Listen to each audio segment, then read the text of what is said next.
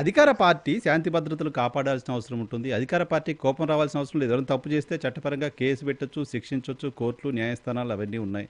లేదు ఒక విమర్శ చేస్తే ప్రతి విమర్శ చేయడానికి ఉంటుంది. అధికార పార్టీ మాకు అధికారం ఉంది, పోలీసులు ఉన్నారు, పోలీసులు మమ్మల్ని ఏమనరు కాబట్టి మేము పెట్రోల్ బాంబులు వేస్తాం, లేకపోతే ఇళ్ల మీద దాడులు చేస్తాం, ఇంట్లో మహిళలను భయపెడతాం, బెదిరిస్తాం.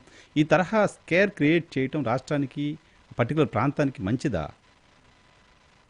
సార్ మంచిదా అంటే ఎవరో ఒకరు ముందుకొచ్చి అడగాలి సార్. ఒక ఆడబిడ్డ ఇది తప్పు తప్పు తప్పు అని నేను ఒక్కదాన్నే మాట్లాడుతున్నాను కానీ ఉమ్, చదువుకున్న ప్రతి ఒక్క న్యాయవాదికో లేకపోతే సామాజిక స్పృహ ఉన్న రాజకీయ నాయకుడికో ఆడబిడ్డ ఒక్కటే మాట్లాడుతుంది. ఆ అమ్మాయికి ఎంత ఇబ్బంది. ఇప్పుడు నాకు పార్టీ నుంచి ఎంత ఇబ్బంది సార్ ఉమ్, మీరు చెప్పండి. ఉమ్, నేను పార్టీలో ఒక రాష్ట్ర అధికార ప్రతినిధి స్థాయిలో ఉండి ఇలా ఉమ్, మాట్లాడుతుంటే ఉమ్, నా వల్ల కూటమికి ఇబ్బంది ఉంటది, నా వల్ల నా అన్నకి ఇబ్బంది ఉంటది, ఉమ్, తీసేయండి అమ్మాయిని పార్టీలోంచి అని ఆయనకి ప్రెజర్ ఉంటది. ఉమ్, నేను అలా మాట్లాడకూడదు. ఉమ్, కానీ ఉమ్, నా గుంటూరు పరిసర ప్రాంతాల్లో జరుగుతున్న అన్యాయాన్ని, ఉమ్, ఆ కొట్టుకు చచ్చే విధానాన్ని చూస్తుంటే ఉమ్. అసలు కనీసం సామాజిక బాధ్యత సార్. హ్మ్. అంటే ఈ తప్పు పాలిటిక్స్ అన్నిటికంటే కూడా పబ్లిక్ పట్ల కన్సర్న్, మన ప్రాంతం పట్ల కన్సర్న్, ప్రజల పట్ల కన్సర్న్ ఉండాలి కదా!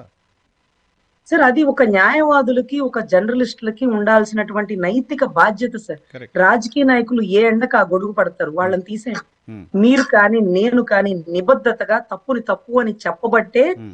భారతదేశ స్వతంత్ర ఉద్యమంలో కూడా న్యాయవాదులు జర్నలిస్టులే సార్. అవును. అంటే పత్రికలు నడపగలిగిన వాళ్ళు, న్యాయవాద వృత్తి చేసిన వాళ్ళు, ఆ చదువుకున్న వారికి ఆ ఇంకిత జ్ఞానం ఉంటుంది సార్. హ్మ్. హ్మ్. హ్మ్. ఈ రోజు వేలుముద్రోళ్ళని, నేరగాళ్ళని, డబ్బులున్నోళ్ళని, బలగం ఉన్న వాళ్ళని, తండ్రి బ్యాక్గ్రౌండ్ ఉన్నోళ్ళని అందరినీ తీసుకొచ్చి ఎమ్మెల్యేగా చేసేస్తారు. హ్మ్.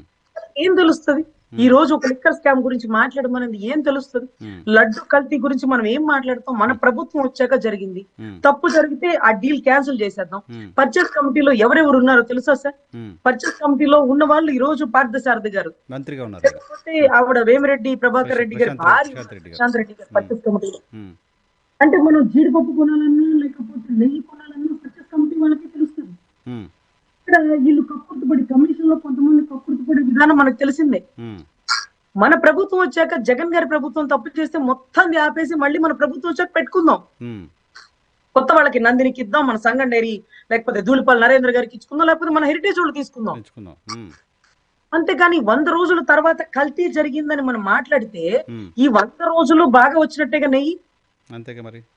100 రోజుల తర్వాత కల్తీ జరిగింది. హ్మ్. కల్తీ జరిగితే దాని ఓనర్ ని కదా ప్రశ్నించాలా? హ్మ్.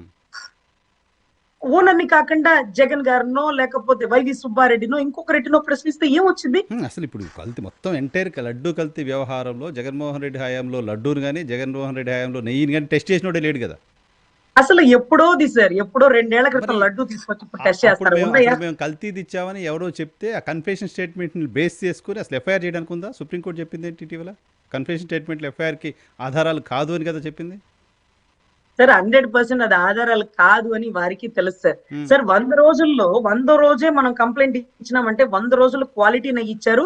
100 రోజుల తర్వాత కల్తీ నెయ్యి వచ్చింది. ఉమ్, అంటే ఉమ్. అంటే అంటే చంద్రబాబు గారి టైంలో కూడా ఒక 10 ట్యాంకర్లు 20 ట్యాంకర్లు వెనక్కి పంపించారు. పంపించారు. అది ప్రొసీజర్, అది అంటే కంటిన్యూ. టెస్టులకు వచ్చినప్పుడు ఇది క్వాలిటీ తక్కువ ఉంది, ఇది వెనక్కి పంపించండి. ఉమ్, ఇప్పుడు పాలు కూడా ఎవరైనా మనకి పర్చేసింగ్ చేయడానికి వచ్చిన వాళ్ళు క్వాలిటీ లేకపోతే ఇది ఇదిగో డేట్ అయిపోయింది, ఉమ్, ఇదిగో ఇది డేట్, ఇది మాకు పనికిరాదని వెనక్కి పంపిస్తాం. ఉమ్, ఆ ఒక్క రోజే తప్పు జరిగింది. ఉమ్, ప్రతిరోజు తప్పు జరిగితే మనం ప్రమాణ స్వీకారం చేసిన వెంటనే పట్టుకొని ఉండాల్సింది కదా. ఉమ్, ఉమ్, ఉమ్, ఉమ్, లేదు, జగన్ గారే కల్తీ అని మనకు అనిపించినప్పుడు ఉమ్. అతని కాంట్రాక్ట్ ఆపేసి మనం కొత్త కాంట్రాక్ట్ ఇచ్చి ఉండాలి కదా. అవును, అది చేయలేదుగా.